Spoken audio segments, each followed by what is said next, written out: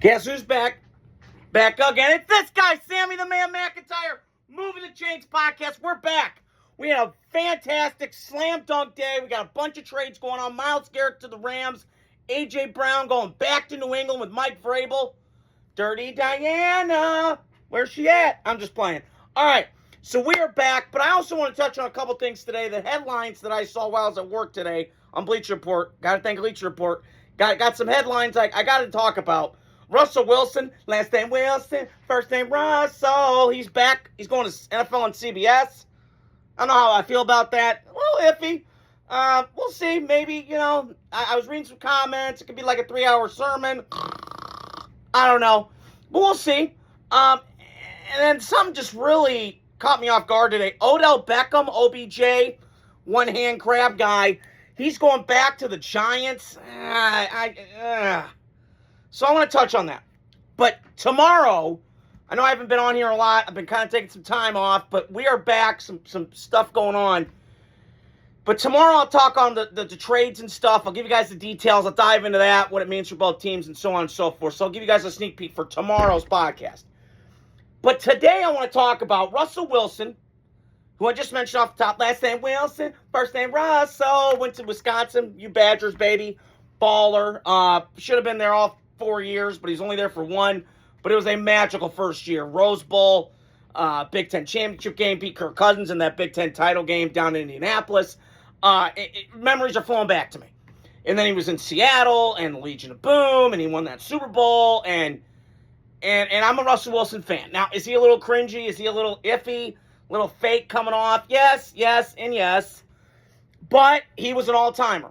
And he was on a Hall of Fame trajectory and arc. Now, lately, it hasn't been that since he left Seattle. But he's going to be a Hall of Famer at some point or another in his career. Do I think that he played himself out of it? Maybe. But for the time being, I think Russell Wilson is a Hall of Famer. Look at his numbers. He's won a Super Bowl, been to 2 Super Bowls, won one of them. Was on a really good team with Seattle and kind of carried that team for a long time, even though the Legion of Boom eventually, first off, carried it, and then you kind of saw it near the end. So, he's one of the best deep ball passers of all time. I'd go on and on about Russell Wilson. His accolades speak for itself. Having said that, though, him going to TV, it's just hard for me to stomach. This reminds me of Drew Brees when he tried it with NBC. I just think Drew, he couldn't just be... I think Drew's personality fit more like a front office person. And when I think TV personalities, I think John Gruden. I think John Madden. I think Troy Buck. I think Troy Aikman letting it rip, just screaming, just letting it all out, man. And I just feel like when I watch Russell, it kind of comes off like fake, phony,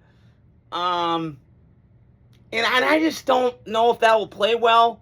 Now, granted, I used to kind of, when I got involved with football, 07 back then, I've been watching it since 07. I used to watch the pregame. It was a big deal back then. Now, I do, but I don't with the pregame. So I don't have like much of a say on that. But my take is, I just don't feel like this is a great move for CBS. You got to put some person with some personality, with some pizzazz. Put me on, But this is going to be weird for me to figure out Russell Wilson in front of the TV. I think it'll be good, but it might be bumpy. But he's got to kind of ease into this. He's got to change a little bit, Russell Wilson. He's kind of been one way his whole life. Got to change a little bit. Not saying he's got to change it completely. Don't be phony. But I think that's kind of who he is. Guys taking shots at him in Seattle. Some of it was at Barrington. I don't know. But it's going to be truth-telling. We'll see how it turns out on TV. Got my doubts, but we'll see. Might be muting the TV a lot. Just like NBC when they hired Mike Tomlin. Hitting that mute button a lot. I know I got a lot of criticism and pushback. You're a clown. You're a dumbass. You're a douchebag. No, I just speak the truth. And frankly... Tomlin's fine for me, but he just underachieved a lot in Pittsburgh. I was his biggest critic. I didn't think he did what he had to do with his talent. But be that as it may, but I'll be hitting the mute button a lot during the football season when both those two cats are on. I'll tolerate more of Russell Wilson because I love him, Wisconsin, Badger, all that stuff. Mike Tomlin, I just want to mute completely.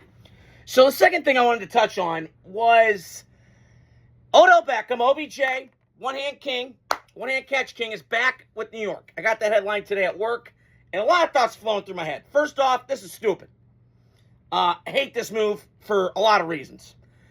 This feels like, to me, watching that movie, Mr. 3000, if any of you guys remember that, Bernie Mac, the late, what was his name? Was it Dick? No, Dick Ebersol was the NBC. I'm trying to think of the guy, the announcer. His name was Dick something. I can't remember his last name, but he had that iconic voice. I think in the movie he was the play-by-play for the Brewers, right? And Bernie Mac left this team, was such a selfish, egotistical prick. He left in the middle, in the movie, he left like in the middle of a pennant race. You know, he retires and he comes back and then he's not, you know, it's like way, way past his prime. This is what that feels like. And for a team like the Giants, who, let's be frank, Odell Beckham, for all his stuff, and, you know, he got hurt a little bit and he had some injuries. Okay, I said this pre-draft, and I got a lot of pushback. I was not the biggest Odell Beckham fan. I just was not. I appreciate the talent, but at that time, I was an Amari guy over an Odell guy because I just liked Amari, his, you know, it's about us and we, and Odell was a more I guy. Terrell Owens, Chad Johnson, that kind of vein. I've been watching this my whole life, since 07. So I just feel like when I'm watching the Giants, like they're trying to get a lot of stuff back, right? They're trying to set the culture. You're going to set the culture with this guy? I don't love this. And then you got all the Trump stuff going on with Jackson Dart. And, you know, for a Giants team, and let's be fair here with Odell Beckham, he caused a lot of these problems. He did. Okay? We get he had the one-hand catch. Got it. We know he's a highlight reel. I understand that. I get that completely. And he was a big part of my high school life and college, and he was great. He had his time, but his time's past him. He hasn't been the same player. He's been hurt a lot. You know, guy that depends on speed, a lot of lower body injuries. Not quite the same. And the other part of it is he caused some of this because if we not, let's remember this. Okay, that 2016 season, they beat the Redskins, in Washington, in D.C., the last week of that season. They go to Green Bay. They go down to Miami, which is not ideal because you're preparing for frigid up in Green Bay. So I didn't love that. And then they post that boat picture. And ever since that boat picture, the Giants have been 53 and 105 or something around that range. They have been god-awful. And you know who to blame for that is? Ding, ding, ding, Odell Beckham. So I don't love this. You got a young quarterback. You got a coach like John Harbaugh that's seasoned, that's trying to get this culture set with the Giants, get them back to where they used to be when they were winning Super Bowls, when they were just relevant and they had some kahunas and some swagger. They were the Giants. Like, you just felt their presence, right? And you bring back this guy? Why? Because he sells tickets? I just don't love this at all. And listen, like, they could be better. I'm not saying that Odell Beckham can't do some stuff. But this feels like going in the rearview mirror a little bit with the Giants. It's not who they are. And I've always heard the Giants, even when they were good, they're like the accounting firm of the NFL, kind of boring, you know, and that sort of thing.